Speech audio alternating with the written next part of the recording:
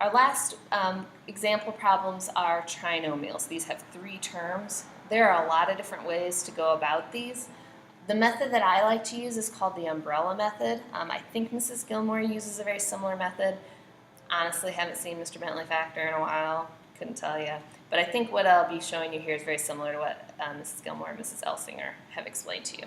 If you have a different method that you like better than mine, use it. I don't care. A lot of you will have shortcuts because I know a lot of you can do these in your head as well. But if you can't, this is a method that does always work. So what I always do is we have this x squared. We're going to factor this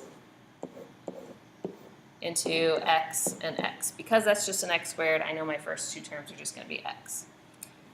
Now, the coefficient here is a 1, so I do an umbrella, and I multiply 1 times 6, which is 6.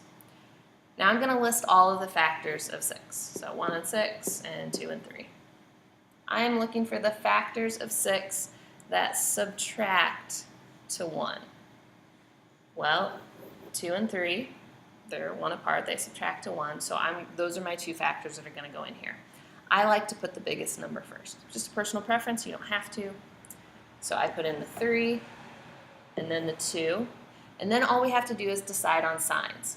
Since I put the biggest number first, that sign just drops down. And then the second sign right here, this minus, if it's a minus, that tells you that in your factors, they are different signs. If that had been a plus, that means you have the same sign. They're either both plus plus or they're both minus minus. So since we have different signs, since my first one is x plus 3, that makes this x minus 2. So this factors into x plus 3, x minus 2. I know a lot of you can factor that a lot faster without that big explanation, but this always works.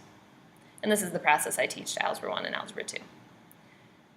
So it also comes in really handy into these type. So we have the 2x squared. What I like to do here is start both of my parentheses with 2x. Now, you'll notice if I FOIL this, 2x times 2x, I get 4x squared and not the 2x squared that I actually want. So I know ahead of time I have too many 2's. I'm going to have to divide by 2 at some point because I have an extra one. I just don't know which factor it's in. So just remember that we need to divide by 2 at some point. Okay, umbrella, we get 6. Factors of 6 are 1 and 6 and 2 and 3. I'm looking for the factors that add to 5. Well, those are 2 and 3. I like to put the biggest number first. So here they are, a 3 and a 2. I drop this sign down, so it's 2x minus 3. Then I take a look at this. Since it's a plus sign, that means they are going to be the same. So since I have 2x minus 3, I also need a minus over here. Now, I am not done. Remember how we talked about I put 2x and 2x? I have too many 2's. So I need to divide something by 2. So pick a factor that you could divide by 2. I prefer this one because both those numbers are divisible by 2. So I'm going to divide this by 2. This one gets to stay. And when you divide those both by 2, you get x minus 1. Don't forget, you can always check your factoring by FOILing this out. So if we FOIL this, we get 2x squared minus 2x minus 3x plus 3. And when you combine your like terms, 2x squared minus 5x plus 3, which is exactly what we started with up at the top. So we are correct. So this was just our check. But you can always FOIL to check and make sure you're right. Okay, number 8. We have the same thing. We have this 12x squared. I don't know what the first factors are going to be necessarily, so again, I start them both with 12x. 12x and 12x.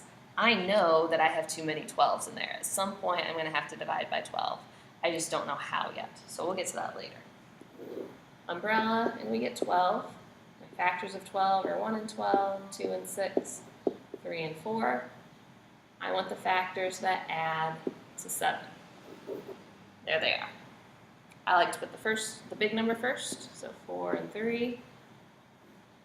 That one just drops down. This plus sign tells me that the signs are the same, so this will also be a plus. So this is where I'm at. Now remember, I have too many 12s in this problem. So somehow I need to divide by 12. Well, this factor is not divisible by 12. I don't really want to take 4 divided by 12 because that'll give me a fraction. Same problem over here.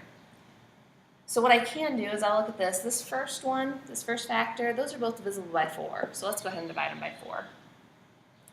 These are both divisible by 3. So I'm going to divide them both by 3. Now notice that 4 times 3, that's 12. Okay, so I have divided by 12. I just had to split it up. So my answer is going to be 3x plus 1 and 4x plus 1. And again, if you FOIL this out, you should get back to where you started. Okay, so that is the umbrella method. That's what I like to use in my factor. Again, if you have something different that you like, use it, as long as it gets you the right answer.